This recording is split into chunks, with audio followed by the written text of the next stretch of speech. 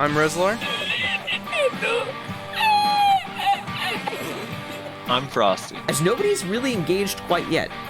Yep. Oh, there we have a bit of. Oh, was that a triple stun for the Mystic? And welcome back to the Value Pack.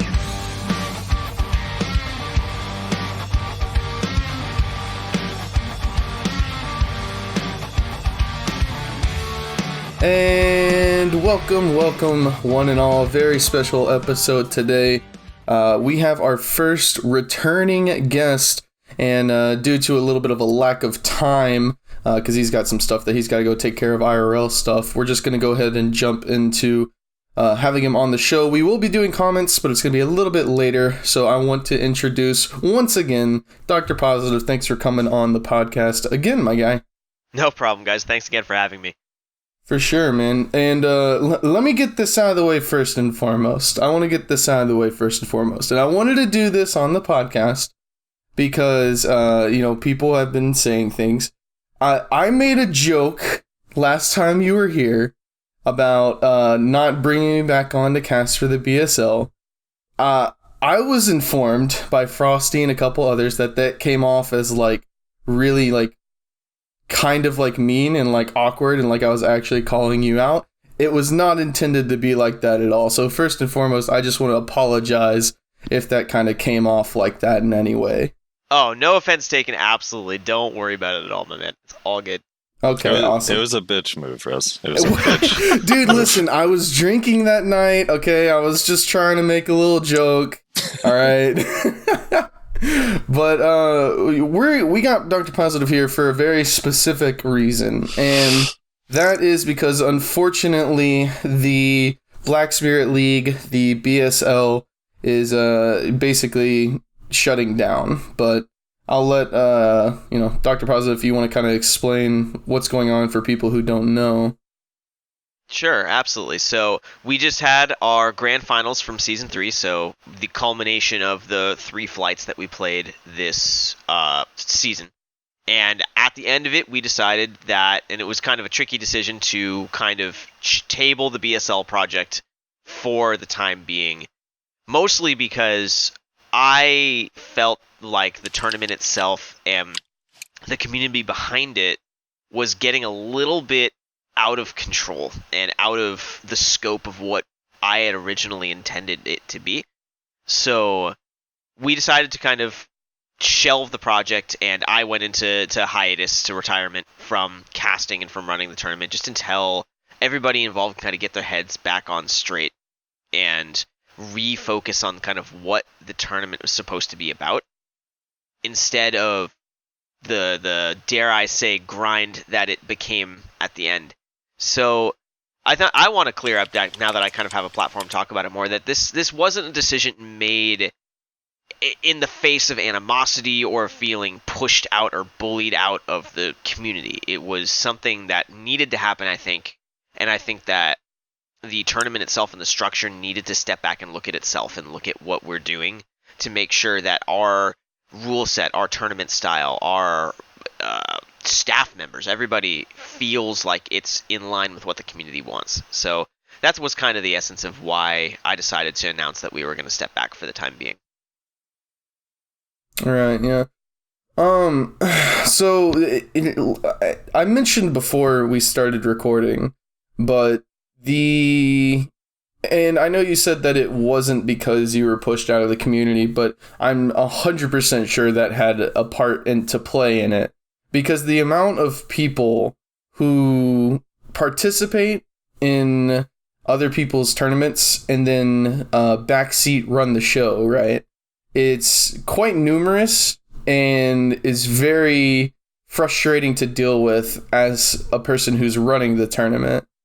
So, I mean, is it possible that, you guys come back, you restart the BSL, but if the community doesn't change, do you see any long-term longevity, I think is the word for it?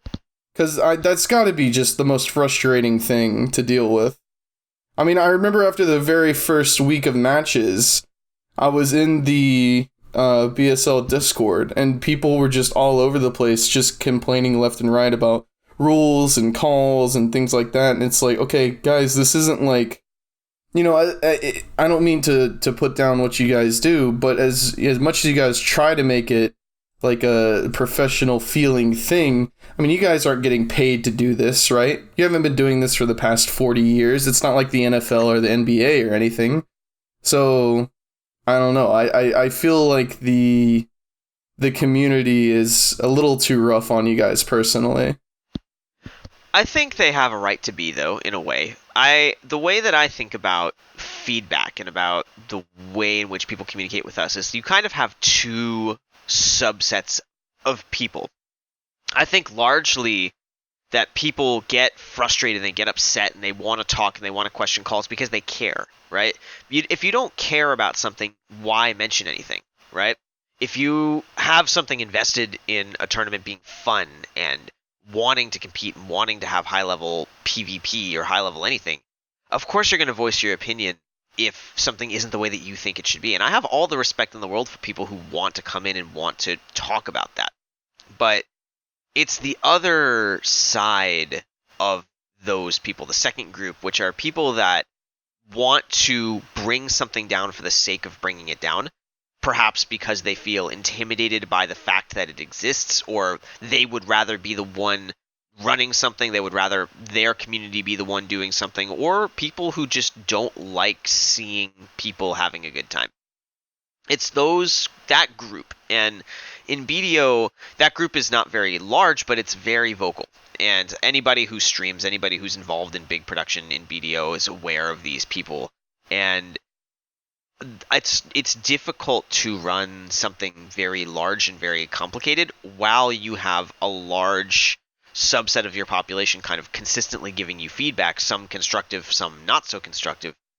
But I want to address, I guess, the community again and say that, like, I am not put off or offended or saddened by feedback. I think that feedback is essential to growing something and making a tournament, making a first year or second year esport into something that has 40-year longevity, like the NBA or the NFL or something like that. Feedback is essential to that process. But I just question sometimes whether or not it's worth it to keep pushing forward in the face when those other voices, when the not so constructive voices, people kind of rally behind ideas and voices and movements that are more about just bringing something down. That when that picks up to kind of a fever pitch, it's more about knowing that's your time to kind of step back and let those voices have their day and focus your own energy on making your production better. Right. I have two questions. So one, in your post, in your goodbye post, you said that a vast majority of the community has been overwhelmingly toxic and difficult to work with for the entirety of this process. So when you wrote that out, how much of that is just the viewership and how much of that feeling is coming from the part of the players actually participating? You don't have to name names or anything, but yeah, what's kind of the divide there? Like how much is that's actually coming from the people participating in the tournament, not just the people sitting in the back talking shit? Right. Well, I think it's a mix. I don't particularly pay a lot of attention to just like Twitch chat and stuff like that. Twitch chat's going to be toxic no matter what you're doing. Yeah. But it's more that in tournament running in BDO especially, there's a lot of distrust, I think, that floats around where when a decision is made, it's almost assumed that the decision is designed to undercut or undermine a player or players. For example, I'll throw an example that's historically been a pain in the butt for the whole of the BSL is when we made the draw rule, where a draw adds a point to each player. Mm-hmm. As a response to the unfortunate cast where Rezlar and I had to cast like an 11-match draw sequence at the end of a 1v1, and it was the worst thing ever. So when we made that rule, I assumed that it would be benign if anything, but we had probably 10 or 15 competitors come out in DMs questioning why we were doing this and what it was targeted for, and whether this was a movement by the leadership to try to make it so that specific players are going to win, and that it's not fair and it's targeted against us, and yada yada yada. So there are a lot of voices in our own community that kind of saw arbitration decisions, they saw rules adjustments, they saw decisions that we made as tournament organizers as affronts against them, particularly like we are making decisions specifically so they can't win anymore, which is also, first of all, not true, and second of all, demonstrates kind of the attitude of distrust that kind of crept in to the BSL community. And I think that is what really started to peak near the grand finals, where we were experimenting with PvP formats that no one has ever done before. So I admit, and I'll go on the record saying this, I do not believe that the format that we made for our 3v3 was perfect. I don't think it was even a tangent to perfect. But I'm happy that we stuck with what we decided to do rather than making any sort of last-minute change to it or in-tournament change to it. And that, I think, was the straw that broke the camel's back, per se, in that a large percentage of our own community kind of turned against our idea in the grand final because of a difference of opinions, because of this idea of, oh, if they're doing it this way, that means that it's against us. That means that they don't want us to win. Right. And that type of mentality did definitely come from our own community, which was difficult to deal with.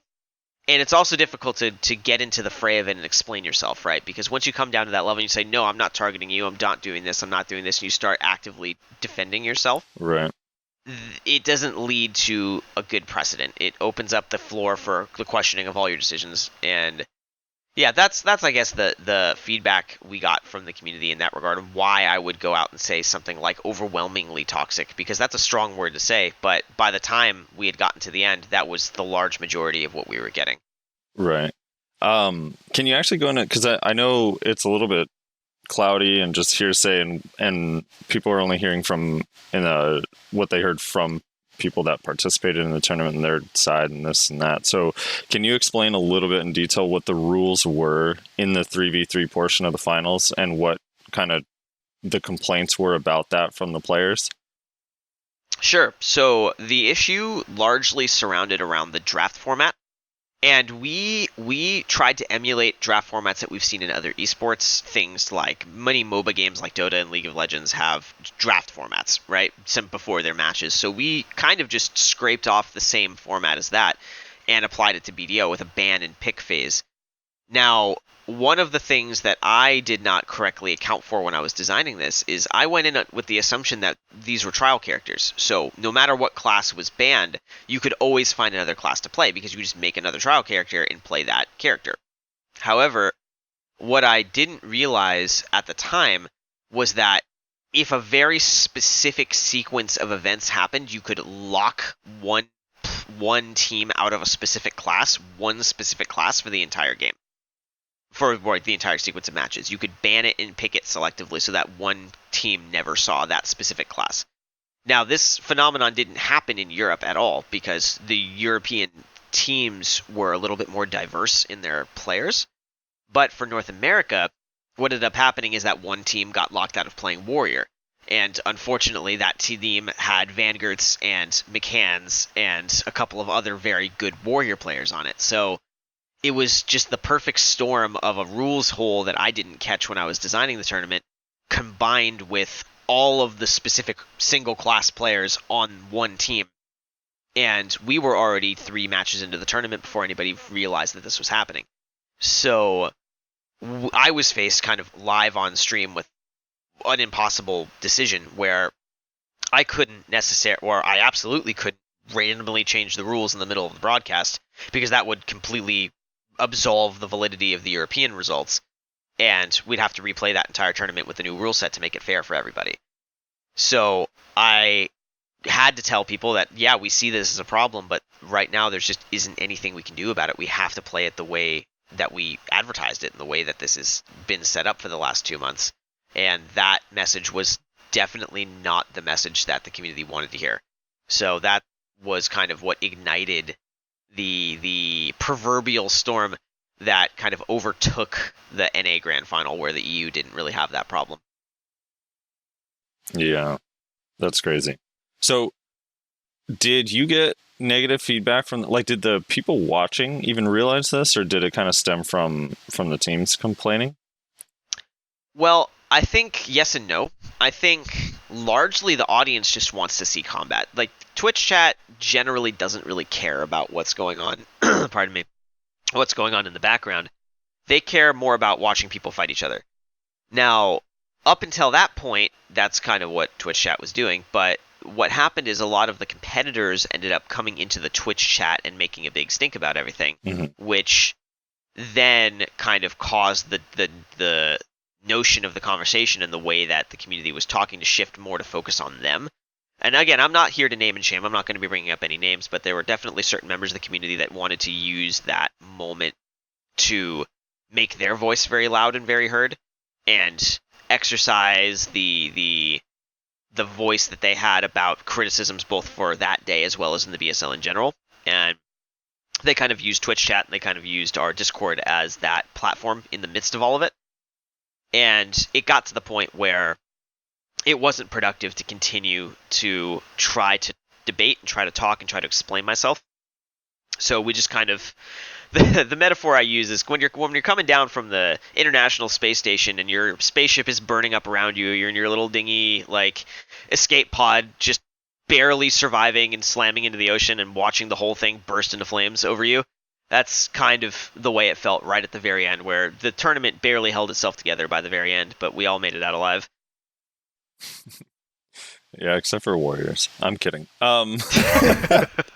Dude, I'm just I haven't been in the video esports Discord in a while, so I'm just going back now and reading a bunch of the stuff in general. And some of the stuff people are saying in here is like very I don't know, man. Like people, it's so much easier to solve problems when you don't actually have to solve them.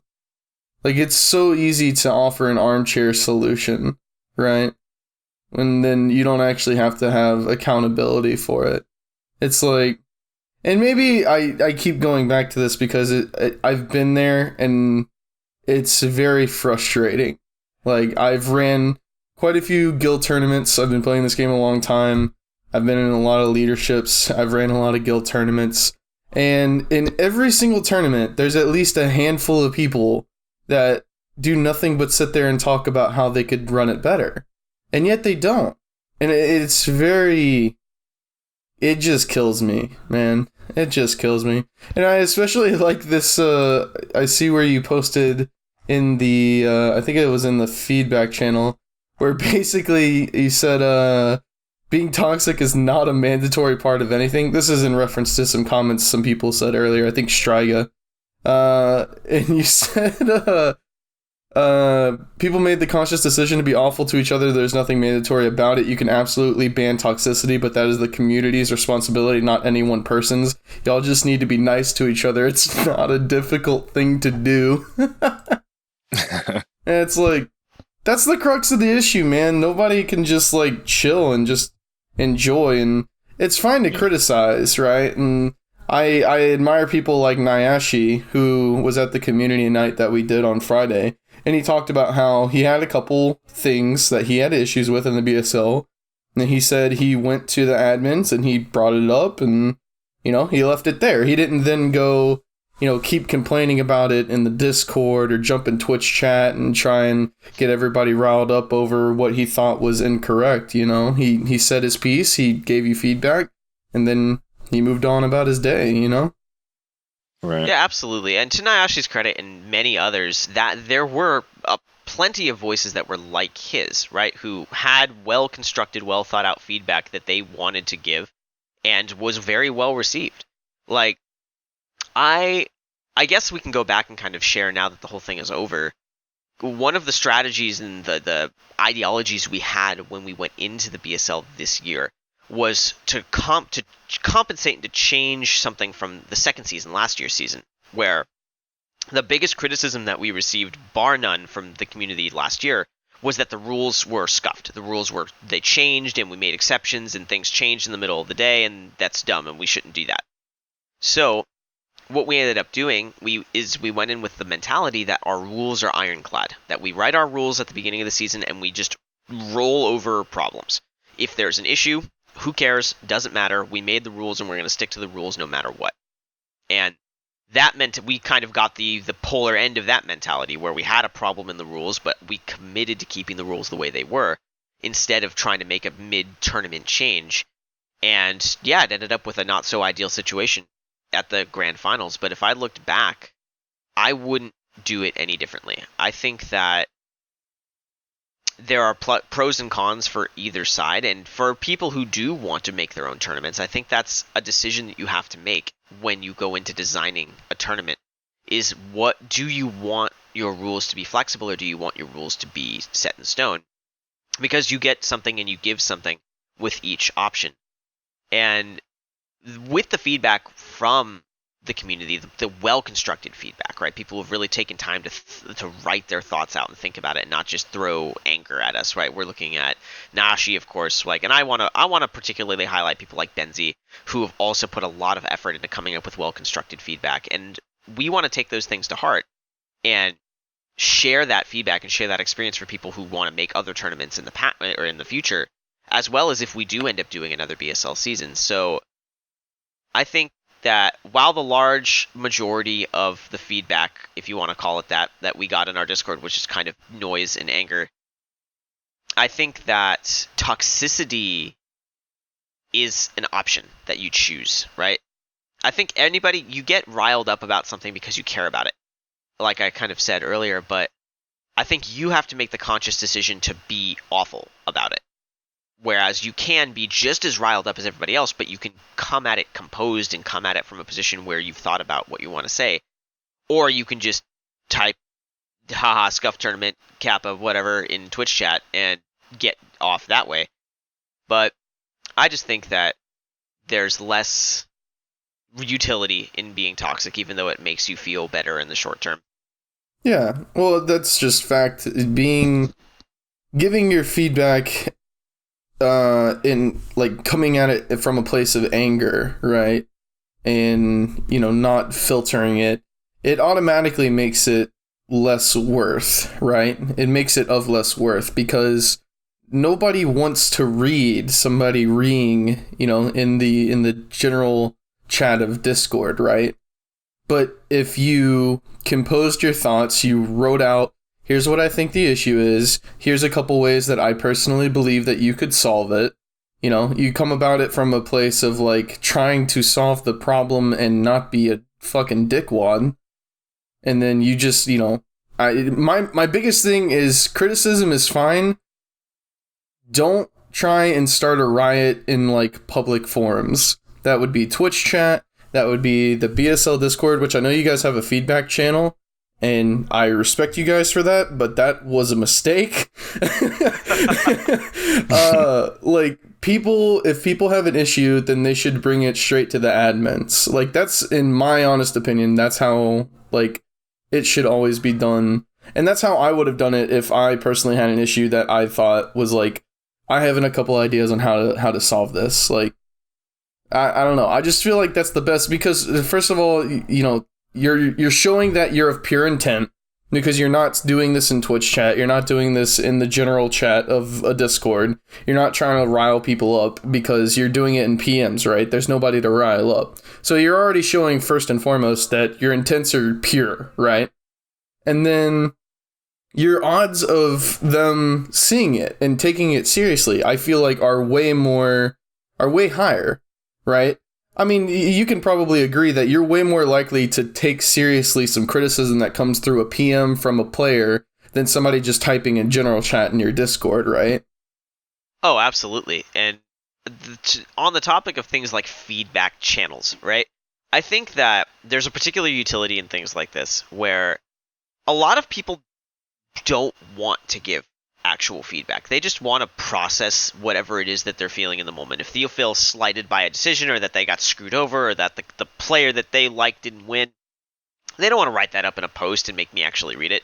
They want to just have a place where they can vent, which is why we made the trash talk channels, right? Yeah, that's what I was about to say. Right. The problem with the trash talk channels, though, as they went on, is they kind of devolved a little bit into guild drama and siege drama and all that stuff.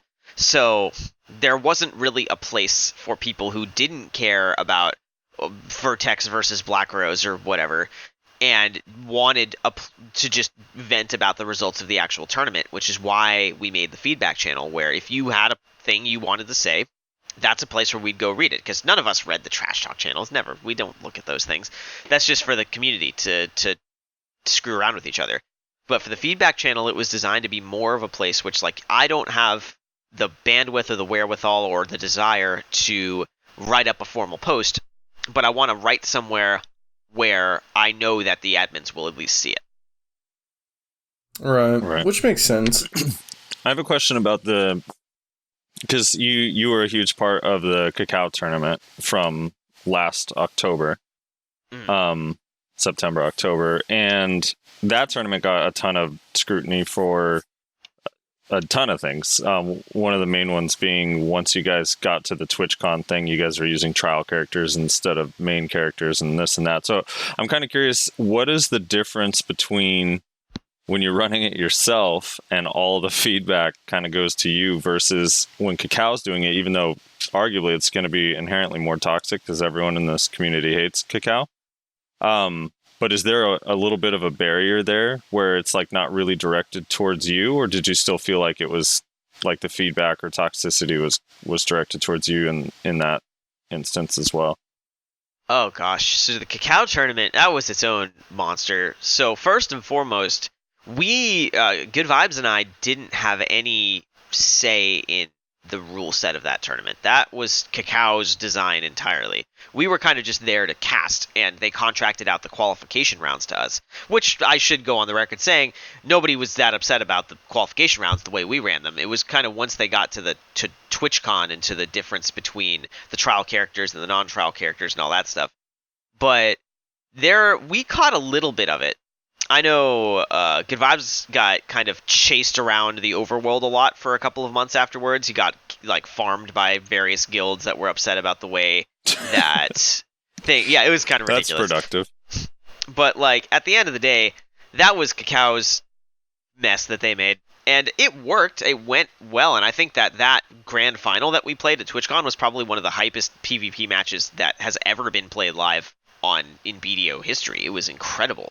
And at the end of the day, yeah, there was a lot going on with the back end of that tournament. I think Cacao handled the criticism as best as they could, but the design of playing a tournament that has qualifiers on one type of character and the actual grand final on a different type of character, that idea is just a little bit flawed at its outset. Mm-hmm.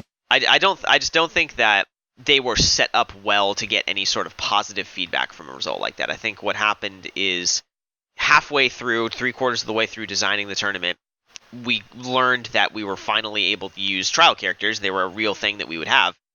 And they jumped on that and said, oh, we want to do this because we have the ability to do it now. So, I don't know. I don't fault them for making that decision. I think that if many people in their position would have done the same.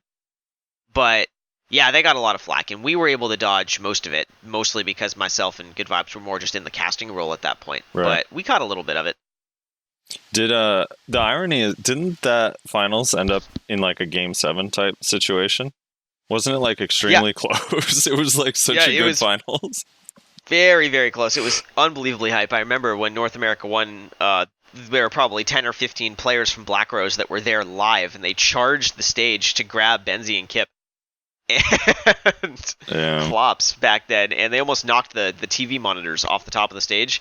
It was probably like one more shake of that back bar and that TV monitor would have come down. But that moment, those moments are why we do this, right? Those hype moments, those exciting moments when people are happy, they're excited, they won, they're great. The losing team didn't feel that bad either because they had an incredible match. They were disappointed, but they were there and they had good sportsmanship. Like that sort of thing is what esports is for. That's why we do this.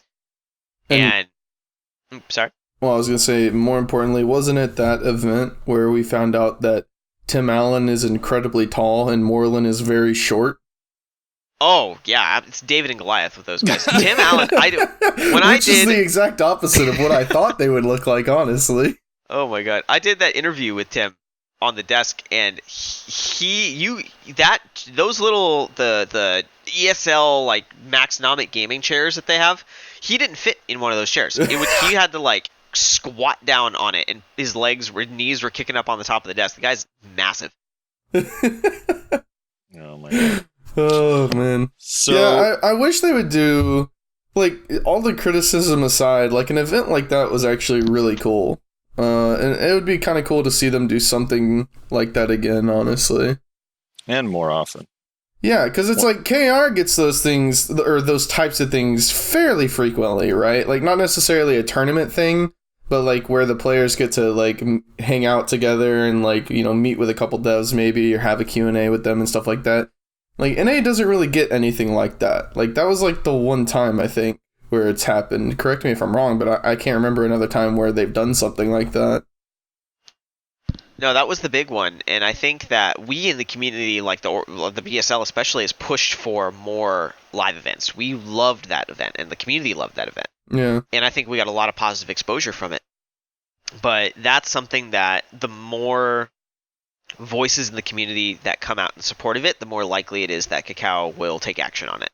So, yeah, if you guys want more of that, like, the best thing to do is do things like this. Like, let's make content. Let's be public-facing voices that are saying we want this content. And that will be the thing that kind of convinces Kakao and Perlibus to continue to focus on events like that. Yeah. So to White Knight a little bit, the BSL, so I was at work during all of the early parts of the final. So the 1v1, the King of the Hill for EU and NA. But oh my god, the 1v1 King of the Hill style was actually the most fun thing to watch. That was like the best part of the whole tournament to me. And the surprising number, I'm forgetting the guy's name. I think Schwartz, the wizard, that killed I think he killed a ninja, a Musa, and a Mystic. And everyone's sitting like, wait, what is happening right now? That shit was hype. Schwartz is a god, first of all. Schwartz That guy's is so probably good. the best wizard player I've ever seen. Like, hands down. Yeah. But the King of the Hill was great, and I think the 1v1 and the 2v2 sides were fantastic. Overall, it was really just the 3v3 that kind of put a big dark cloud over it, but the first 2 days of the grand finals went by perfectly. And that was kind of the benefit of having these formats that had been tested. The 2v2 was just a 2v2 bracket, right? We had played that for a month in the BSL already. And King of the Hills were an established format kind of informally in the community. People have been doing King of the Hills all sorts of ways. Yeah. So running a King of the Hill that's kind of more formalized and more structured, it played out impeccably. And I think everybody playing in the tournament for the King of the Hill had a really great time too. Even, like, I think I heard maybe one dissenting voice from Kip because he didn't get to play because his team just smashed too hard. But right.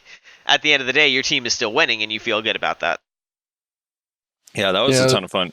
The funny thing too about Schwartz is, like, I was like reading the chat and some of the feedback on it, and people are like, "Oh, this Sork is so garbage. Like, what? How would he ever lose to a Wizard?" I'm like, "Yeah, he only had to win to get here." What a horrible Sork. Like, that's the thing that just is so funny. People hate when, like, a class that's favored in a matchup wins. It, like, kills them on the inside. Yeah, I think the BSL is filled with a lot of really hype moments. I think my personal favorite moment was, "Is that a triple stun from the Mystic?"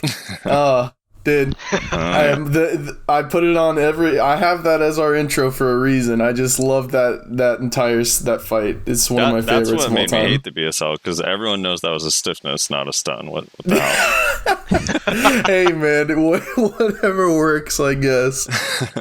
Well, Dr. Positive, we know you got to run, so we want to thank you again for coming and hanging out with us. And I don't know whether to apologize on behalf of the community or to say thank you, but I guess I'll just go with both, I suppose, and hopefully we can see more BSL in the future once things kind of pan out. Absolutely. And thank you guys again for having me. And there, no apology is necessary from the community. I think that right now, it was really that Dark Knight moment, right? Where you either die a hero or you live long enough to see yourself become a villain. And this is a necessary step for us to continue to grow and for me to continue to grow as a production overseer and as a caster and as somebody involved in esports. And I just want to say that it's been phenomenal running this tournament. It's been an experience unlike any that I've ever had before. And if and when we do come back again, we'll come back with a much more resolute idea of what the BSL is going to be in the future. And hopefully the community has also risen to this challenge. I wasn't being facetious in this message. I want people to come out and create their own tournaments. I want the BSL to be the start of something in this community rather than the end of something. And I hope that we'll see other people take up the mantle and run their own tournaments and try new formats and kind of iterate on what we've laid down so that by the time the BSL and myself, I'm ready to come back to the community, we have something new to explore. But, well, there's no kind of timetable on when that's going to happen. So hopefully soon, maybe, we don't know. But thanks again for having me, guys. For sure. The Value Pack community tournament incoming on the way. Yeah. Yeah, thanks for coming on, Dr. Positive. Sorry it all went down the way it went. Are you you're going to quit BDO? You're not going to play BDO anymore? Are you even 600 gear score? Can you quit BDO? Can I quit? Oh, I'm not even old soft cap. I'm not even full tet at this point. So, yeah, I'm definitely going to be stepping away from BDO for a while. Been smashing some team fight tactics. That's my game of choice right now. Okay. But I don't know. I might come back in a little while, but I definitely need a break. All For right. sure, man. Sounds good, We've man. all been there. All right, thanks guys for having me. I appreciate it. Later, Dr. Positive. Thanks again. All right. So, now that we got... Goodbyes are so hard. Goodbyes are so hard. A very influential member of the community, for sure. And, it's a loss. It's a definite loss, but hopefully, and I'm sure he will, because don't we all? Hopefully he will return at some later date when the world needs him most. I think he went out on top by analogizing himself to Batman. Yeah? I always thought he was more of a Bane type character. A Bane? Yeah. He was just setting everything up so he could tear us all down, you know? I don't know. At the end of the day, it really does come down to exactly what he said, where he hopes some more people run tournaments in the future. Because here's the thing, as soon as you run a tournament and you're on the receiving end of all the shit that tournament runners get, you realize, you're like, oh, this is difficult. This isn't easy. Like, this is a pain. And it's like, it's not all roses and dandies, but, hopefully we'll see more. I don't know. Hopefully the BSL comes back. I like the BSL. It was a lot of good times. A lot of good memories. But especially you being in that tunnel with the striker. That was especially... Whew. That's awful. Good memories, right, Frosty? Great memories. Okay, we got comments now. We gotta do comments. All right, let's do it. Thanks everybody for leaving a comment on the last episode. Almost 1,000. Let me refresh this page. Maybe we're at 1,000 now. No, we're at 985. So almost 1,000 views. Thank you very much, Secession System, for allowing me to put you in the title, so that everybody searching for that gets led to the video. Hopefully we got a couple of you people that subscribed and are on this one as well. But thanks people for leaving a comment. We'll jump right into it, starting with the newest. Papa Alicia says, Rezlar, I think you were right about absolutes. People indeed did have the general gist that absolutes would make pre-awakening strong enough to use without relying on awakening. Also, hey Frosty, and then Winky, 3-face, and then a heart. Do you know this person? I do. Is this your girlfriend? This is not, no. No. And my girlfriend knows nothing about him or her. Yeah, they were in Vexus with me. Oh, okay. Yeah. Yeah, that was. I mean, Frosty, you kind of argued that point. Did you not think that Absolutes were going to make Pre-Awakening on the same level as Awakening? First of all, I was more hyped than anybody on Earth about Absolutes, and I literally talked about them nonstop. In Discord, they made a channel for me called Frosty's Absolute Skills. They changed my name in Discord. So I, maybe just because I knew what they were so well before they even came out, that my expectations were already set. But I just don't remember. I don't remember anyone saying that it would remove Awakening or anything. I always thought it was just to bring those skills up to par. But maybe I'm wrong. I don't know. I definitely did not expect that at all. But I knew what they were going into it. So yeah.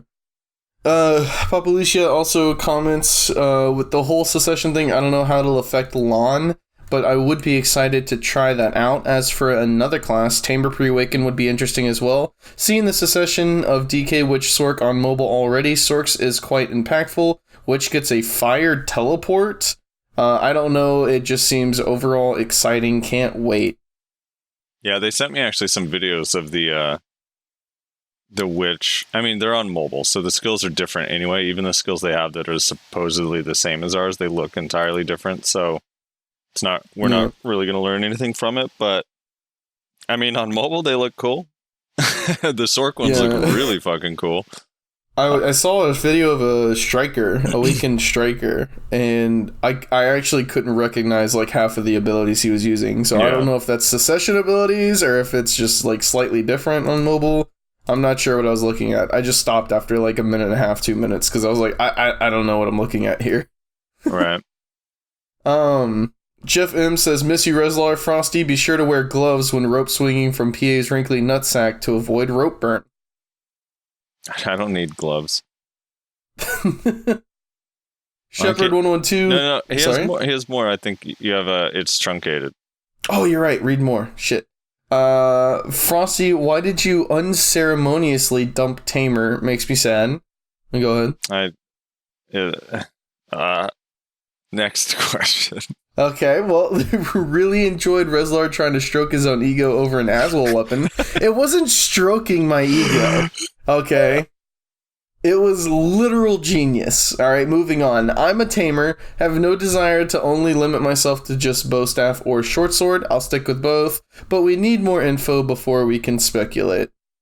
Yeah, see, I'm an old... when I, loved tamer, I only played in Awakening. You only used Pre-Awakening basically for evasion.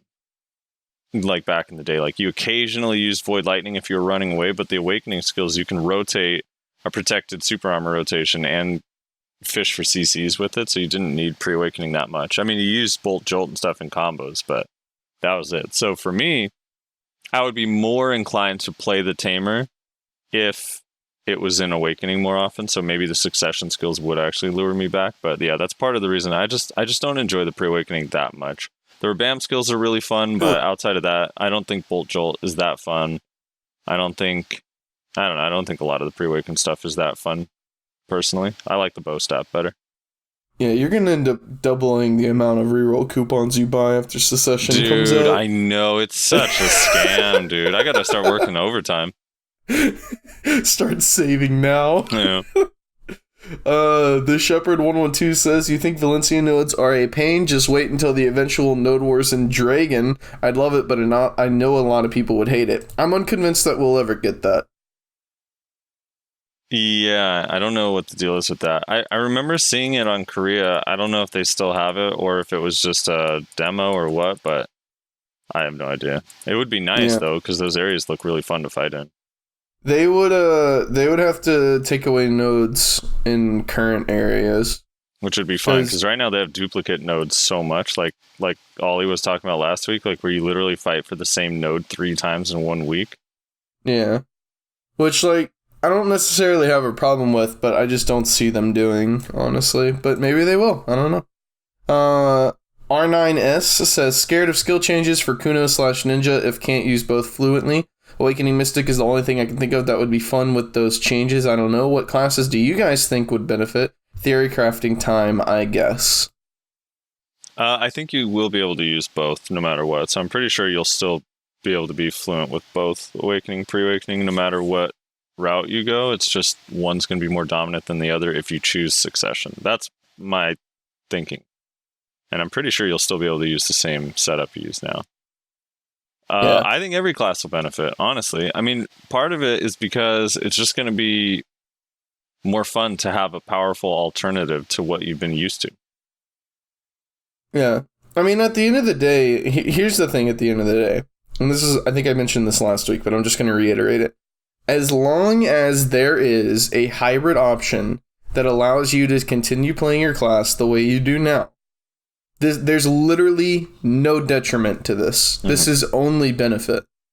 Because it adds a variety to the classes, which I think, it's great that we have so many classes in the game, and it's great that they've continued, making more classes that are fairly unique to other classes. But at the end of the day, every archer does the same thing, right? Like, every berserker does the same thing. Every sork does the same thing, right? Once you get to that baseline of skill where they're now playing their class effectively, they all do the same thing. And then it's basically this huge gap in the middle where you have bad players who don't know what they're doing that throw you off. Then you have the large middle ground, which is they all do the exact same shit. And then you have the insane players that throw you off because they're just like ahead of you. They're better than everybody else that you fight. But those ends, the really bad players that do weird things that throw you off, and the really good players that can pull off shit you've never seen before, those are very small amounts of the population. The majority of players, probably like 80%, 80 to 90%, are in that middle where they all do the exact same thing. Or they're trying to do the exact same thing. Yeah, I was going to say. Trying to do the exact same thing. So you know what to expect, right? So that's the thing that I think this is really good for the game, because now when you see this ranger, you don't go, oh, he's just going to do the same thing every other ranger does. Now you have to go, shit, is this a fucking bow ranger who's just going to spam from range? Is this a sword ranger who's going to be diving in close range? Or is this the hybrid ranger that I'm used to fighting, It adds a little bit of variety, and they have to do the same thing with you, right? So I think it adds another aspect to PvP that is really interesting, and, as long as... Here's the thing that I'm worried about, and that I haven't heard people talk about. The biggest thing that I'm concerned with when it comes to Secession is balance. Because here's the thing. We are now adding a lot of new shit to the combat in this game. And while the game right now is pretty decently balanced, right? If people like Frosty would probably say it's the most balanced it's ever been. I kind of disagree, but it's pretty well balanced at the moment. You better back that up with stating a time it was more balanced. I think it's fairly well balanced right now. And we're adding a whole new thing to it. It's going to be crazy. So that's the only thing that I'm concerned about, is keeping the balance good while adding all this new shit to the combat, right? So that's the thing that I'm mostly worried about. This is why I want to etch that interview question in stone where they say, we believe strongly that the succession skills are going to help resolve the balance issues we've been hearing. Okay. We'll see. Yeah. Adding multiple layers to every class is going to make balancing easier. Got it. Yeah. I mean, Again, they could just go the approach of, if everyone's just wildly overpowered, then no one's underpowered. Right, like pre-CC changes, where every ability had, super armor, frontal guard, and 2 CCs throughout the skill. I know, right? Fucking, yeah. Yeah, so we'll see. I think as long as they're able to keep the game relatively balanced, where nothing is too insane, right? Mm-hmm. There's no week 1 of Awakening where only Warrior has their Awakening running around. And there's no pre Blade Spin Ninja running around. There's no post Rabomb Valkyrie running around. As long as it's none of that shit going on, then we'll be okay, I think. Well, it sounds like that is how it's going to start, though. You think? Well, they said Ranger, Valkyrie, and Warrior first. Yeah, but dude, I just can't imagine they make that mistake again. I feel like they're gonna put that stuff out. They're gonna do that on like the test lab and like maybe KR. I don't think that's gonna happen with us. I just can't believe it. There's no way they make that mistake again when everybody complained about it last time they did that. Yeah. Well, they did it differently with the absolutes, at least. I'm pretty sure Korea got the absolutes like every 2 weeks on a new class or 3 classes, and then we just got all of it at once. Right, yeah. So that's what I'm saying. Like, we'll see. But I don't know. This is where Cacao, we're relying on you, baby. Our patches are a little bit closer. All right, I have a question though. What if they do? All right, let's say what if Ranger, Warrior, and Valkyrie ones are completely done, and that was their main focus, and they're like, we have these, we can release them now. We're working on the next 3. Do we want them not to release them and wait like? I actually would rather them just hold that until they do all of them. Dude, I want to try to overcome a Ranger that's too powerful, right? Dude, that's just like, it's just going to be such a nightmare all over again. Dude, I think it'll be fun. I never got to experience that. I wasn't there when the Awakenings were first coming out, man. Dude, you wouldn't want to be there. It was miserable. Every warrior was just grave digging and insta-killing everybody. Whoever wasn't insta-killed had the biggest slow in the game on them, so they literally couldn't play their class. It was miserable. Right. Fuck. Alright, anyway, comments. Yeah, that's what we were doing. Where was I? Lost Souls. Ninja Pre-Awakening is really good, feels a lot faster. All they need to do is add CC back to Blade Spin, and I will go full Pre-Awakening. You know, I read that comment and I rolled my eyes at first, and then I laughed because I thought, all right, Lost Souls, let's just say you get floating back on your Blade Spin, right? So you're going to go Pre-Awakening, you're not going to have, in this hypothetical world, you're not going to have Silent Charge or Murder or Serpent. You cool with that? You trade that for the float on Blade Spin? Alright. Fine. Yeah. I actually am a huge fan of the Ninja Pre-Awakening. I don't like the Awakening. That's why I've never been tempted to play the class, honestly. Mm-hmm. I actually really don't care for the Awakening, but the Pre-Awakening I find really, really fun. Whenever Shadow Arena was still a thing, I actually like never touched it after the first week, and then they released Ninja, and that's literally all I did, was run around in Shadow Arena as a ninja, because it was just really fun. Yeah, the Pre-Awakening is awesome. If they made the Pre-Awakening like pretty good, I actually might be tempted to do that, but I don't know. I'd have to be pretty desperate. The Warrior Secession would have to be pretty dog shit for me to go do that. Infrax, who did show up at the community night for a total of 5 minutes. Appreciate it, man. Before he fell asleep because it was like 4 a.m. and he was high as shit, apparently. Infrax says, talking about Rezlar's Ogre sacrifice, I used to sacrifice DP for AP, like sell Tet armors to buy another Tet accessory, till I ended up with 261 AP and 220 DP. Had to grind Gahaz and even got killed by newbies when I didn't pay attention to the minimap. Feels fucking bad. Great podcast as always, hyped for community night. Yeah, you weren't hyped for long, brother. Yeah. Poor guy showed up, said like 2 things, and then he deafened and muted and fell asleep, apparently. Yeah, he needed a nap beforehand. Yeah, dude. Where am I? John Coate says, we'll go 100% Awakened Sork.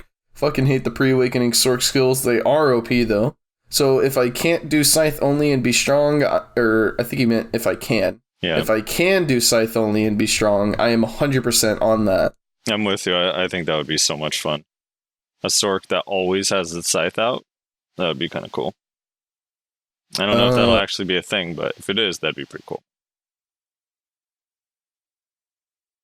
Yeah, I've heard... So, fun fact, Clash is about 20% Sorks for some fucking reason. And a pretty large majority of them say that they kind of would like to do the Awakening. Or actually, I won't say majority, a plurality. Quite a few I've heard say that they think that it could be interesting if they did the Awakening only. Supermaxter33 says, I'm a Canadian. Canada is pretty dope, sort of. US is okay, but Canada has some nice stuff too. As for the secession, that shit's lame. But as long as I could still use both Awakening and Pre-Awakening at the same effectiveness as before, I don't really care. Although if I had to choose between Pre-Awakening and Awakening, I'd choose Pre-Awakening. Because more skills and more CC. I am a Valk, by the way. See, that's crazy to me. I think a purely awakened Valk would be so much fun where you never had to use its awful pre-awakening. I hate Valk pre-awakening. Yeah. He also says, really don't want to fight Secession pre-awakening Rangers. And also Scythe-only Sork is going to have some mana issues. That's true. That's true. I don't know how you get I'm mana sure back. they'll fix it. Oh, yeah. John Gee says Secession Sork and Tamer for sure. Not sure if he means pre-awakening or awakening, but Probably seems to pre-awakening. be a pretty common theme. Sork and Tamer. Michael Hazelrig says pre-woke Wiz on Xbox versus pre-woke Stroker and Zerk. Yeah, no, lol. Although it made me a god with my telly, I would for sure take my awakening. For the record, this adds diversity in ways and takes it away in others. Having a full toolkit at your disposal and using all of that your class has to offer is something I find very enjoyable. Well, good news. There's going to be a hybrid option. At least that's what they make it sound like. So you'll be able to continue on as you do normally. So it doesn't take away diversity. You're in luck. Rhino, I still don't know how to say this name. It's been like a month now. Please correct me on whether this is Reno or Rhino. Type out the phonetic spelling for us, please. Is it Reno 911? Or is it Ace Ventura coming out the butthole of a fake rhino? That's what I need to know. If I was gonna choose a class and only use main hand, it would either be to stay on my Witch as playstyle and PvP is already main hand focused, or Ranger just because I think ranged is cool. Range of Succession's out already. It's called Archer. Archer feels bad, dude. 1 second. Typing. Where am I? Ritzer. That's a fucking name. Ritzer McGowerk says keep them coming. Appreciate it, brother. Sorry if I fucked up your name. Probably did. I'm really bad at names. You guys need to phonetically, is that the word, Frosty? Yeah, I believe so. Phonetically. You guys need to phonetically spell out your names whenever you got some shit like this going on. Yeah, phonetic spelling is like where you sound it out for us. So for Reno, right. if his is spelled pronounced Reno, he would put like REE-NO or KNOW. N-O-H, So we know. I think. Right? I don't know. I mean, you could do it really any way you want as long as we know. Marshall Cure says, as a Musa, I'm not sure which way to go for this. Wait, is this the Marshall that was it? Yeah, I think Community so. Night? Hey, what up, brother? As a Musa, I'm not sure which way to go for the Secession system. My pre-awaken kit is really good for damage and CC in PvP, but most of my defense is in Awaken and my C-Swap. Also, the Awaken is really good for PvE, so I'm not sure which way to go right now, but I'm leaning the hybrid build. I think most people are. I think there's a large unspoken majority of the population that's, if they had to choose, they would probably just continue with what they have now because that's what they're used to. Yeah. I think people like me and Frosty are kind of outliers.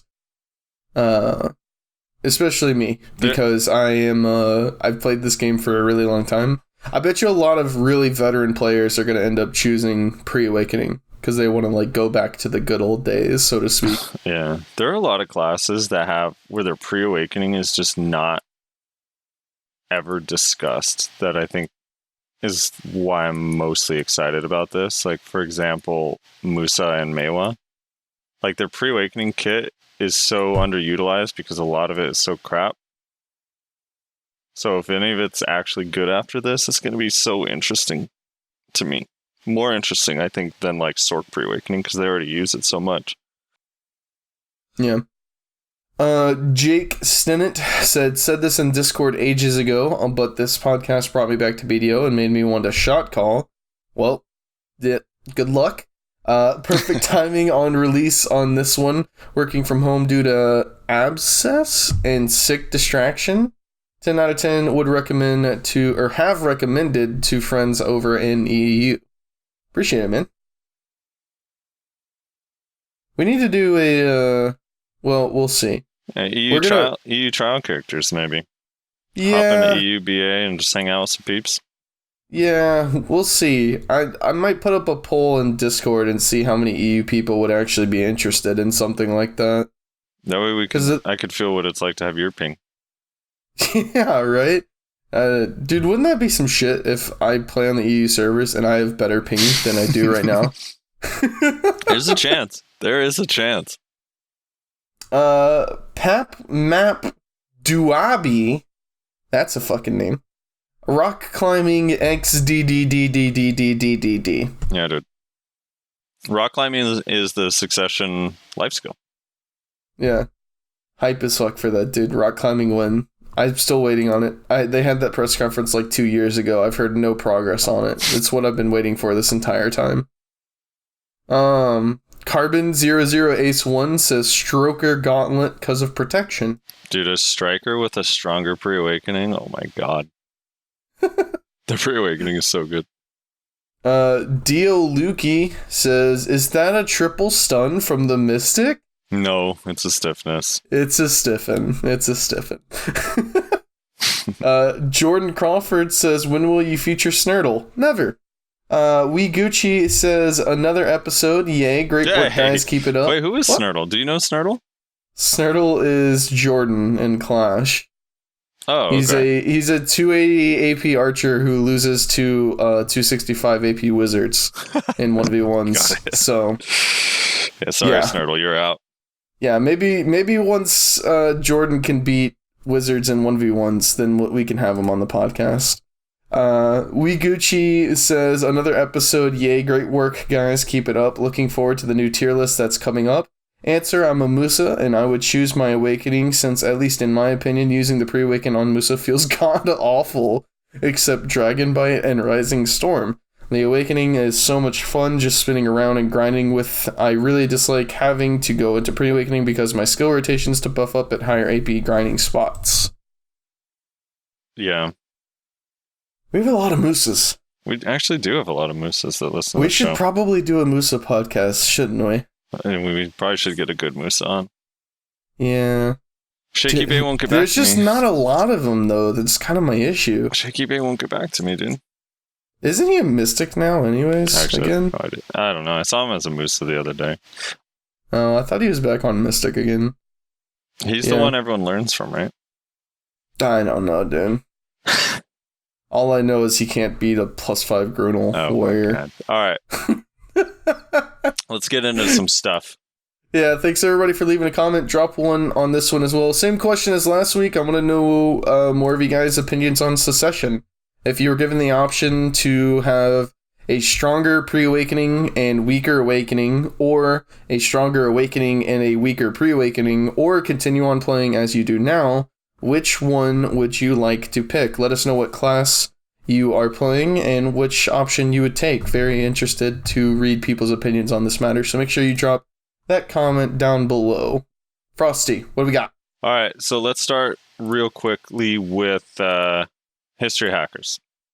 Okay. And I use that term as a general term, but it's we could call them Black Star Hackers, Star's End Hackers, Hystria Hackers, Achman Hackers, Schultz, Guard Hackers. There's actually been some there. Dude, the Hystria hacking is like out of hand. And I just need to bring it up because I'm starting to wonder if Cacao actually is unaware or they're just ignoring the issue. But it's like really, really, really bad right now. There's probably one of these hackers grinding on every channel at some location at all hours of the day. That's how bad it is. Have you run into one recently? I have not, but I have seen plenty of videos. Yeah. of So them. a couple encounters I've had. One of the ones, well, Sammy was grinding in Hystria, and there was one on his channel, and it's not even a person like hacking. It's just a bot. It's a bot that's running around mostly on Zerkers, but there are some other classes too, but it's mostly Zerkers, where they're in this weird frozen stance floating in the air, and they're scooting around Hystria, and you just see these red explosions behind them. And if you go near them and you hit them, you insta-die. Whenever they touch mobs, the mobs insta-die. And Sammy was like chasing one around, and he actually got one killed. And after he killed the guy, the dude's body was still scooting around in the exact pattern that he was grinding Hystria. Jesus. Like, his dead body was still scooting around, which I have no idea how that's possible. But yeah, so I just want to bring some awareness. It's really bad. It affects the market. It adds a bunch of accessories to the market and lowers their value or increases their value. It adds silver inflation. Like, there's a ton of problems with it, and it needs to be looked at. Please, someone from Cacao, leave feedback. Let them know that it's actually really, really bad. Yeah. Well, the GMs can't really do much about it. They're a little too busy popping bells on all the channels. I know. But right now, there's no bell on Val 6. I'm looking. Dude. So if you're not going to pop a bell on Val 6, the least you could do is ban a hacker. Please. Dude, that looks so bad. Like, I know that dude's probably not in charge of banning Hystria Hackers. No, and he that's not literally his forte. was. He literally was popping bells on every channel. Like, that's what he was put on to do. It was like an event that was going on. Right, exactly. But it's like, don't say that. That looks so bad. I think it's awesome, dude. I love the honesty. For those who didn't know, what was it, like a month ago now? Yeah. A couple weeks maybe? It was I Am Choice, I'm pretty sure. Yeah, it was Choice. Choice found a hacker in Hystria, I believe, right? Or was it Secrea? I can't remember. Oh yeah, Secrea. They're at Secrea too.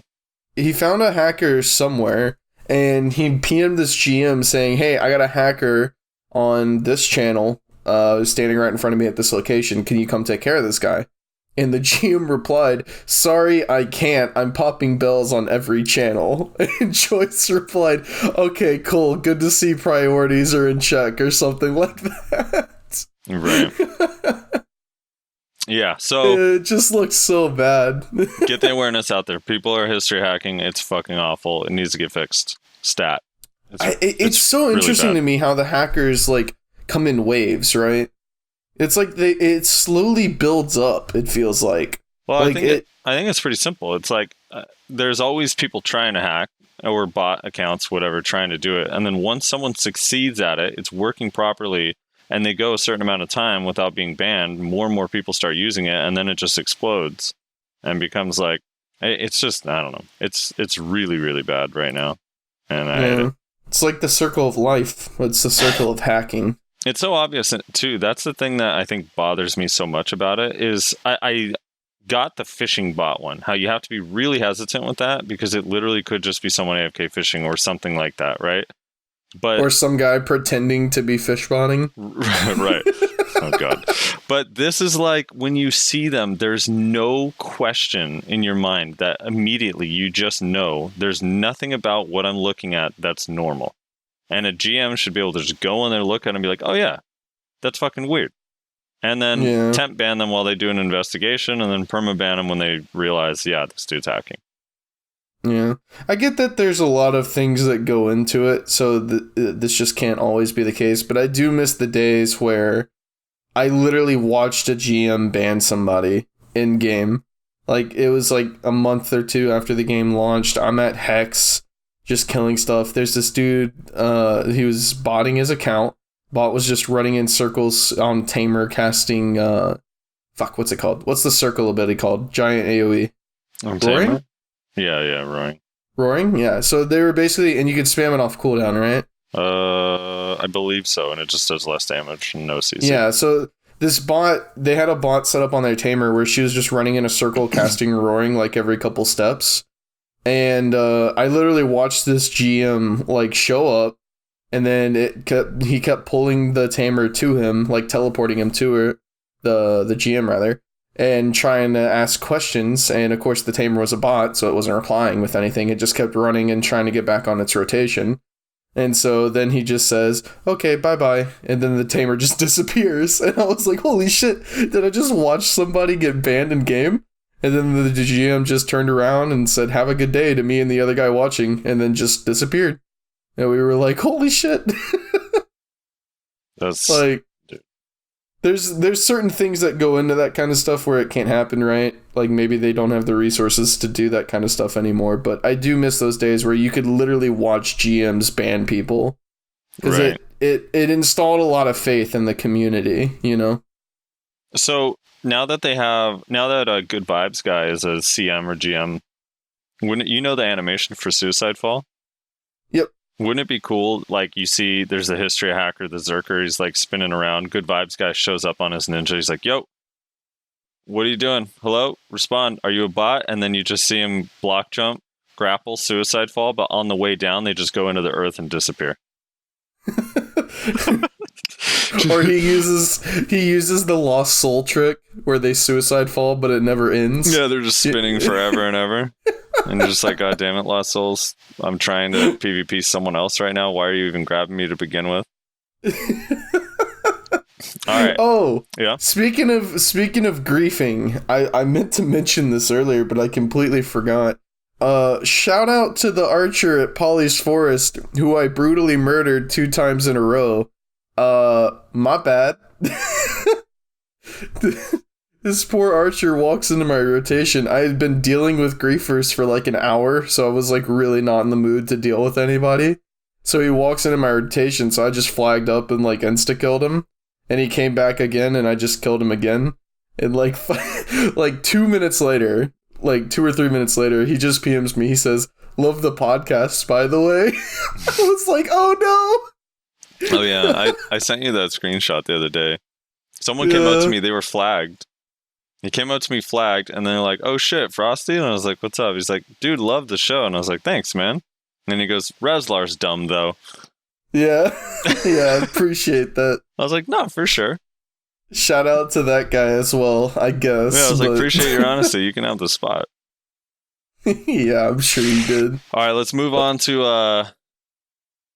Lahn Grab. Lahn Grab. Lahn Grab. Okay, I sent you this post. Piotr, put these GIFs up on screen right now if you can. I'll write down the time for you, so you don't have to go searching for it. I'm gonna describe it for listeners anyway. But do you have?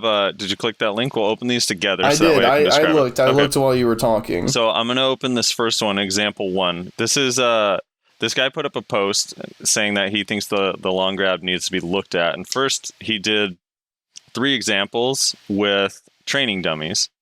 And so in this first one, he's standing and there's a training dummy to his left and about 3 character lengths away. And he just grapples facing directly forward. And it pulls the guy from the left to right in front of him. So that's example number 1. Example number 2, he's standing on top of a ledge with a training dummy about 4 or 5 character lengths in front of him on a different plane, like completely lower. He grapples, it pulls the guy up the ledge.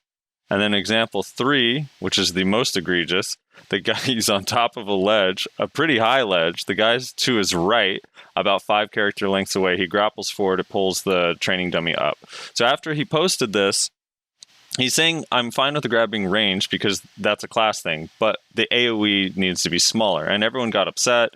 All of these Lahns were like, that's not what happens in game. Like, you need to test with real people. So he basically put up a bunch of examples with real people, and the exact same thing happens. You can grab them through walls. You can grab them on different level, different altitudes. And yeah, so I'm going to back this guy up and say, I agree the Lahn's Grab should have range. I think that's unique and cool for the class and the kit. But the AoE radius needs to be reduced. And I think that something needs to be added in its place, a buff of some sort, if that makes sense. But that radius is absurd. And it's kind of for both parties. It's not fun because you always end up in a situation where someone's frustrated because they moved out of the way and you missed your grab if in a normal fight, but you didn't miss your grab because the radius is so huge. So no matter where they went, you were going to grab them anyway. It's kind of one of those like not satisfying way to win thing. You know what I mean? Like Tamer has this. When I played Tamer, whenever I'd be PvPing with a friend in like duels and BA, and they would catch me, I'd make a mistake, I'm on the ground, and then they're in the middle of their combo and my pet CCs them. Like, that's not a satisfying win for me because I didn't do anything. Like, I made a mistake, I got caught, the pet CC'd them. Like, that is not fun. And I think this kind of is in the same category as that. Like, I just think it's a little out of hand. So, Yeah, my opinion, reduce the cone, give them something else in its place, buff another skill in its place, whatever, to make Lahn's a little bit more powerful, fine. But the grab is just like, it's just not a fun mechanic that you can grab people that far away or through objects or on a different level. Like, it's a little bit insane. Yeah, that's what I was gonna say. Is like the cone. The cone is probably a bit too wide. If they want to have it a cone, that's fine. It doesn't need to be that insane. What really bothers me is like the different level thing, and also the can pull you through like a fence thing. Like Yeah. that is like, what? That's insane. Yeah. I mean, there are archers that can't shoot an arrow if you're on a different plane at you. Yeah, Like, exactly. there's archer and ranger abilities that literally like can't go up or down, but the grapple is like you magneto them. Yeah, it's just it's a little crazy, and I wouldn't be as upset about that if it was melee. It's just the fact that it is ranged, it is AoE, and it can be used on different planes, and it can be used to pull people through walls and shit. Right. Like, it's all of that combined. Like, some of that has to be like toned down a little bit because it's just too insane. I need to clarify too, because Lahns get defensive and they're like, "Oh yeah, blah blah blah, Lahn's OP. Go ahead, take away our grapple, and then we have nothing." I don't want you to lose your grapple. I also don't think Lahn is OP. This isn't really necessarily just a balance thing. It's like a mechanic that is just absurd thing. It's not necessarily because like there's not going to be a lot of situations where you're on a different plane and you get pulled up, but it's, if you're going to have all the other classes be somewhat skill based, if they're equal in, whatever skill and gear, that literally is like the definition of no skill, where you just press E and no matter where they are, they've lost. Yeah. That's all I'm saying. So yeah, there's this Lahn in Reddit is reading about it. Oh, now. There were some people that were really upset. Let me see if I could find. Let me see if I can find a funny comment. I just want to give an example. Well, this guy says, if you want to nerf the grab, you need to give us better ways to catch people out, I guess. He means like CC them, right? I guess. Yeah, I guess. That aren't slow, unprotected, or I'm assuming he meant are literally standing still in a super armor hoping somebody walks into our CC. But I don't know. It's like, dude, you have a grapple. Like, even if they nerf your grapple, you have a grapple. Right. Man, it's like, crazy too. I don't get the complaint. Like, every other class has a melee grapple. If they reduce the AoE on your grapple a little bit, you're going to be fine. There are people arguing, like, it's so weird to me. There's people arguing that this was already fixed on PC, that this only happens on Xbox, and it's like, but all those demos were on PC. And you can test it in game. I think they got confused because it's tagged Xbox for some reason. No, but this guy's saying that this doesn't happen in my tests on PC. This other guy that's arguing with him. Like, it's just, I don't know, it's crazy. Yeah, Snuggles in my guild didn't believe it either, and then we went and tested, and he was like, all right, yeah, I didn't realize it was that absurd. My bad. He wants to apologize. You better apologize for your existence, Lahns. Sons of bitches. All right, moving on. What are you going to do? Moving on. Capotia. Capotia accessories came out this week. First of all, what are your thoughts? Just as useless as everyone thought they were going to be. Dude, I don't understand. How are they useless? All right, I'm going to give you a breakdown because no one wants to think about noobs. Everyone thinks like, I already have 10 accessories. What am I going to do with this? These are bad. The only thing it's like kind of useful for, in my honest opinion, is you're able to make a second Capotia accessory. How is that only kind of useful? Dude, if you're a noob, you literally get to level 62. Your earring slots are set, which by the way, if you're reaching soft cap, that's like the hardest slot to fill. Like, getting those earring slots is fucking awful when you're new. The ring slots are done. Like, that's cool. You literally get one for free and then you get to make the other one for cheap as hell. It costs like 750 mil to make the ring and 850 mil or 900 mil to make the earring, which in both cases saves you either 1 or 2 bill. Let's calm down. 800 mil is not cheap for a new player. It's cheap for you. It's cheaper than 2.8 bill. I mean, yeah. Way cheaper than 2.8 bill. And a lot of new players don't like enhancing because it's awful. Like when you can't make a lot of money. Yeah, it's the worst part of the game. If you're RNG carried, it's fine. But like some people, man, it's discouraging when you're trying to get soft cap and you waste 2 builds trying to get a tri accessory. So for those, I think it's good. I do not believe it is worth enhancing. Maybe someone can make a case. I still don't know if the second earring blows up or not because no one's enhancing them. So I haven't seen a video. Because it doesn't state clearly. And if it does, obviously that's absolutely useless. If it doesn't, then it's only kind of useless. Like you'd really only want to get it up 1 level, maybe 2, if it's going to get you to like a significant bracket. But I also like the idea that you can have like these Capotia accessories for people that are trying to build a guild and they're not worth blowing up. So if someone is a moron and roulette, they'll still always have these gold accessories. And they won't be fucked. Well, unless they trash them. Unless if they're that far gone, then they're that far gone, But there's some people that they blow up their shit and then like they immediately like, fuck man, I wish I didn't do that. Yeah.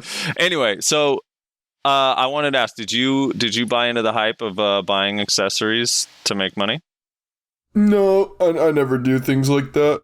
All right. So I told the story on the one podcast, but basically we had this Ukrainian go ahead and brag about how much money you made. It was awesome. So me and Sammy were all in. So this Ukrainian dude read that Russian interview to us, and we immediately jumped on buying a bunch of Ranaros rings. And my original plan in my head, I was thinking, all right, if they get to like 9 or 10 mil each, then I'll sell them and basically double my money. So I invested about 340 mil on Ranaros rings. I had total like 120 because I already had some. I had 120 of them. And then my backup plan was like, if they never go up in price, if they still sit around 6 or 7 mil and it's not really much of a profit, then I'll just enhance the Ranaros rings because I have so many. One of them's bound to go try, and you could just sell tries for 340. So if I get 1 to try, break even. If I get 2 to try, profit, and so on and so forth. But then me and Sammy were talking about it, and we decided we're just going to melt all the Ranaros rings, turn them into crescent rings, and enhance those. And if we get 1 try crescent ring, we're going to be rich. So I got 1 try crescent ring. I succeeded 1. So I sold 5 base rings and a tri crescent. So I spent 340 mil, and I ended up with 1.9 bill.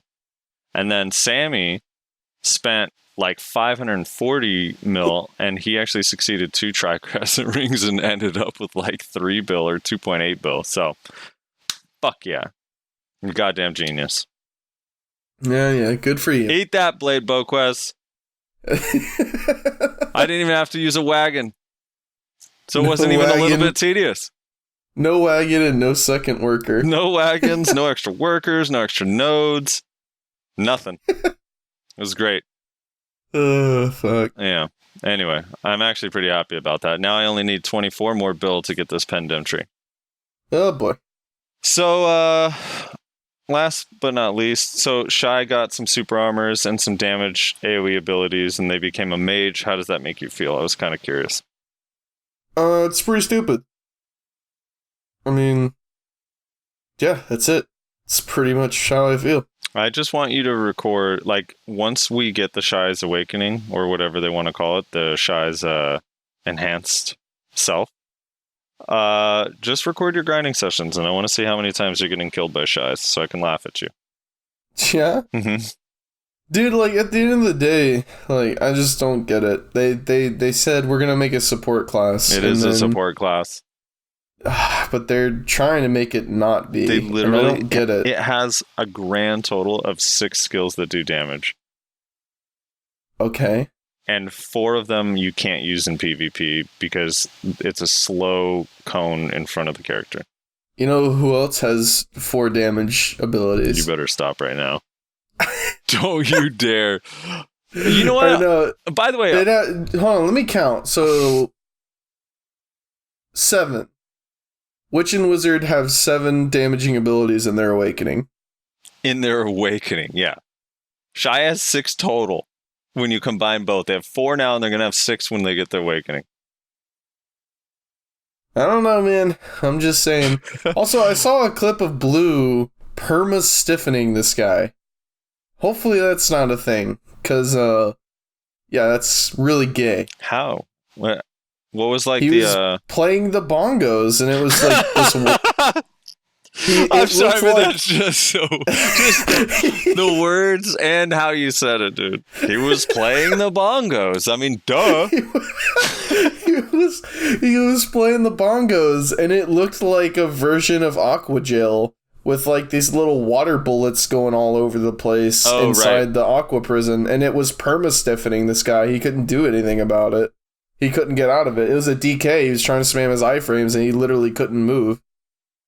Weird. Was it just the bubble? Was he just trapped in the bubble?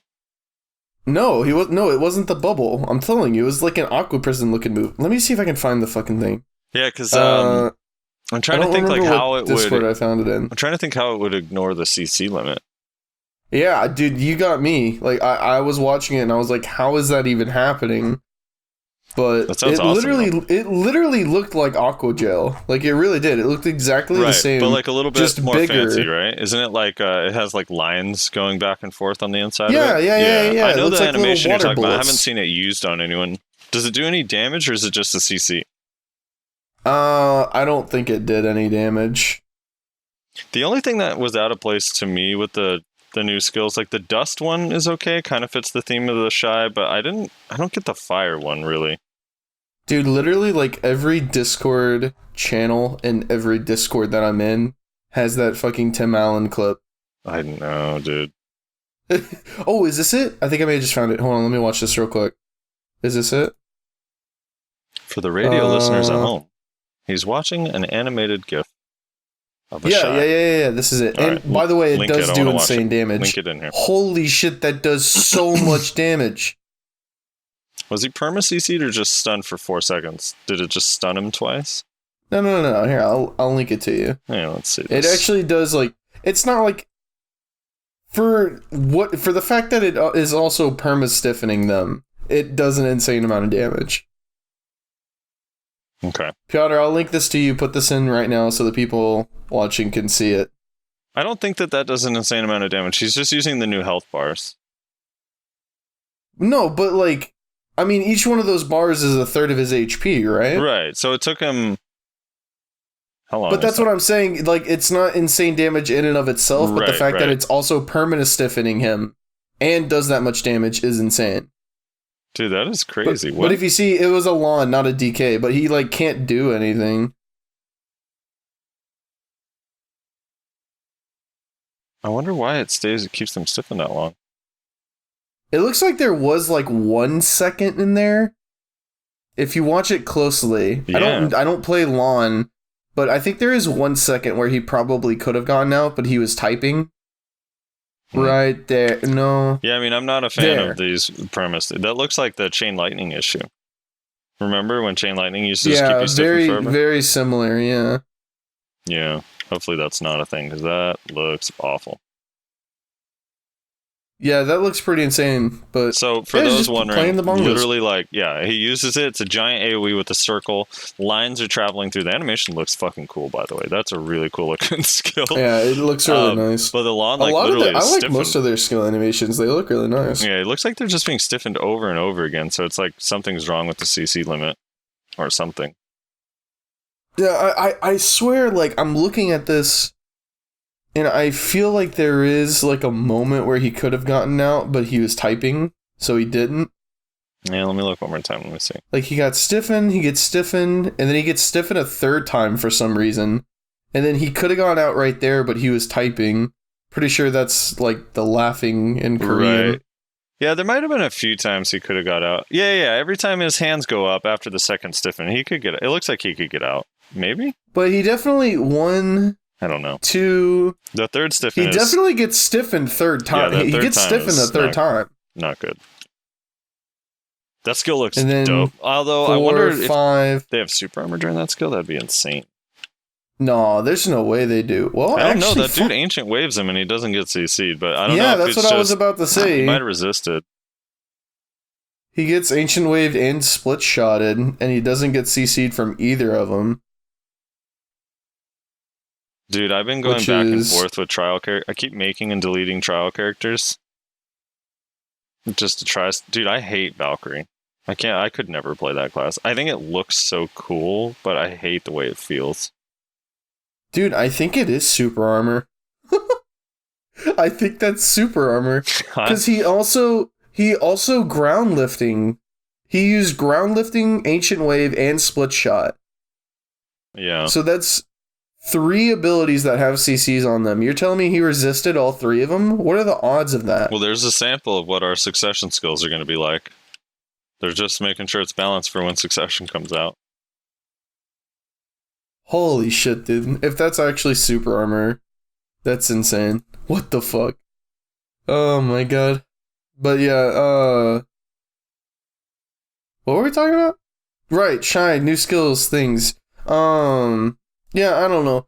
I want to see more of it before I make a conclusive, like, thing, but it feels to me that they're trying to make it more mage-like, and that seems really, like, not what the point of the class was supposed to be, but we'll see.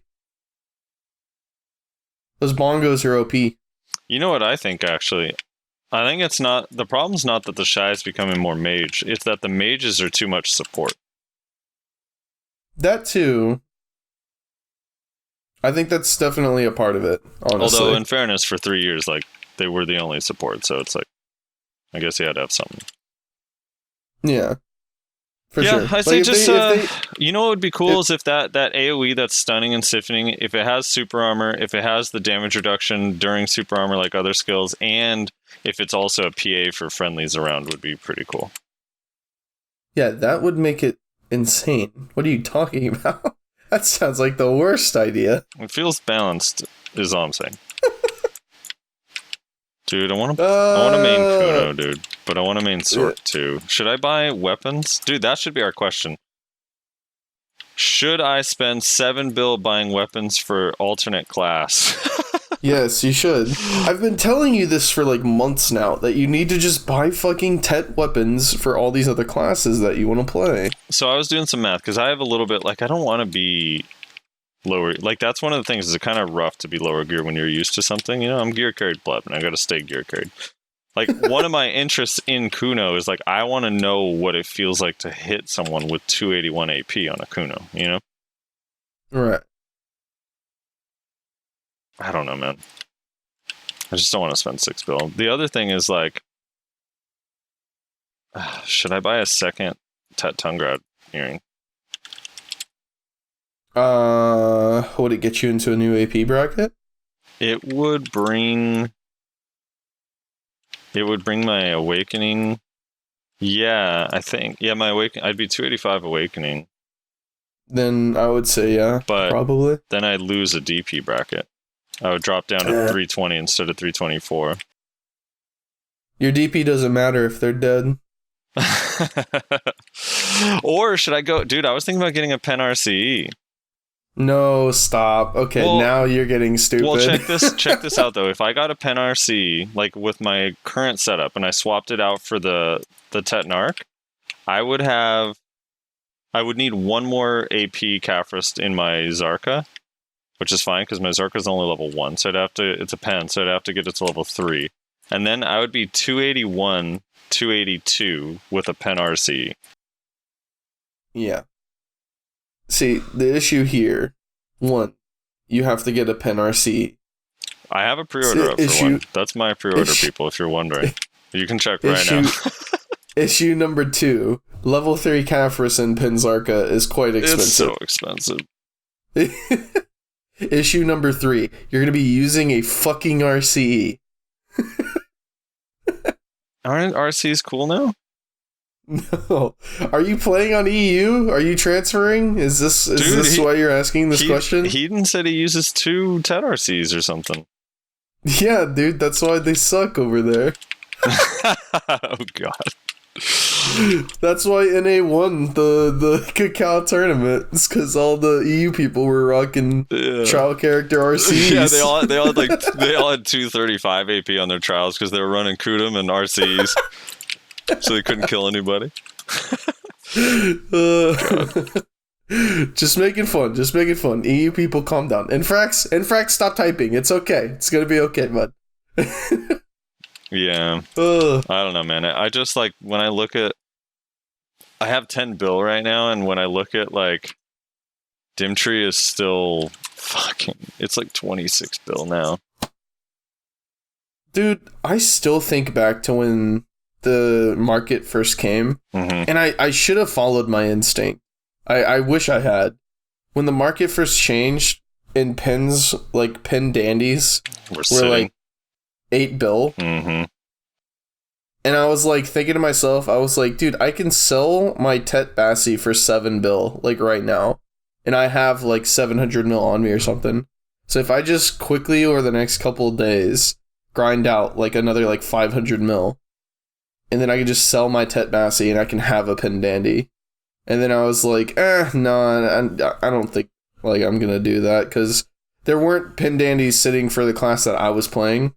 And I didn't have the money to like reroll coupon anything, so I was like, I'm gonna have to put a pre-order up. There was already one pre-order at max price on the Berserker Pen Dandy, so I was like, it's not even like I'm gonna have to wait for somebody to sell 2 Berserker Pen Dandies, and that's just not worth it.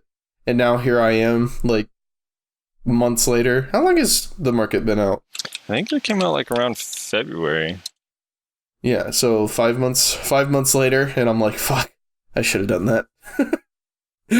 Yeah, I regret actually paying for 2 Tetnarchs. I should have waited a little while and just got my 2nd pen armor, or 3rd rather. And because at the time, I thought like, pen Dimtree is so fucking expensive. It was 13 bill, and now it's fucking 24. So I'm just like, what a mistake. Yeah, right. That is so much money. Oh, I'm never getting a pen Nuver either, dude. I'm going to have to enhance it myself. What's it like being RNG carried, Frosty? What do you mean? I felt like I bought more costumes off the marketplace and melted them for crons to go mark crons attempts on my helmet to try and get it to pen, because it's super cheap because I have a heave. Okay. And I failed another, I don't know, like 8 times or something like that. Wait, so what do you mean? How does that make me RNG carried? Because I don't. How many pins do you have? I have 3. Yeah, there you go. No, I have 4. Well, I bought 1. Yeah, there you go. One of them took me 23 attempts with a backup. I didn't even cron. The other one took me 18 attempts, and 13 of them were with a backup, and then 5 of them were attempts. Dude, I'm pretty sure total I'm actually up to around like 40 to 50 fails on pens, like total, for all the pen attempts that I've done. Yeah, dude, this is what happens when you guys including crons and no crons. Did you see that, and then some fuckboy on Reddit does it at 5 stacks and gets it. Fuck off. I know, I saw that. Yeah, I don't know, man. It is what it is. Alright. Hate this game. This game sucks. I think that's about it for this week. Yeah, we're done. That's it. Now I'm upset. I'm gonna go play TFT or something. I gotta figure it out. Got war tonight. That's exciting. I told my GM I would plug the guild. So if you're interested in doing T2 Node Wars 30, 45 mans, join Clash. Fun guild. Hex. Huh? Hex is full. You literally can't join Hex. No, we're down to 98. We're recruiting 2 members. If you're 269 plus and you want to, if you want to stomp Clash and Node Wars, join Hex. Yikes, dude. You guys are doing 60s now again, right? I'm assuming? I have no idea. I'm trying to stay as uninvolved as possible. I'm trying to just Oh, I enjoy see. it. But yeah, so if you're on NA, you're looking for a guild, you want to do Node Wars, and if you're not too low geared, I think our gear rec is like 520 or something, then join Clash. That's my legal obligation. I did it, Noah. Leave me alone. Wait, I'm just kidding. before we end, What's 2 up? weeks ago you were a Zerker. 1 week ago you were a Wizard. What are you today? So thanks everybody for watching the podcast. Make sure to leave a comment. Frosty, you got anything else before we take off? Yeah, make sure you leave a comment, upvote, share. Make sure you let Rezlar know how you feel about him playing Witch instead of Wizard. If you like the show, share it with people. Let people know. Tell people in your guild chat in game that new episodes are out. If you want to post a Reddit post talking about it, whatever, that would be cool. I'm probably gonna post. I was actually thinking about posting. I want to see if I get banned again. Yeah, I was gonna put this one on Reddit just because Dr. Positive being on is pretty interesting. Yeah. And So, I think the stuff that he said it needs to be out there. People need to hear it, I think, yeah, for the better of the community. for sure.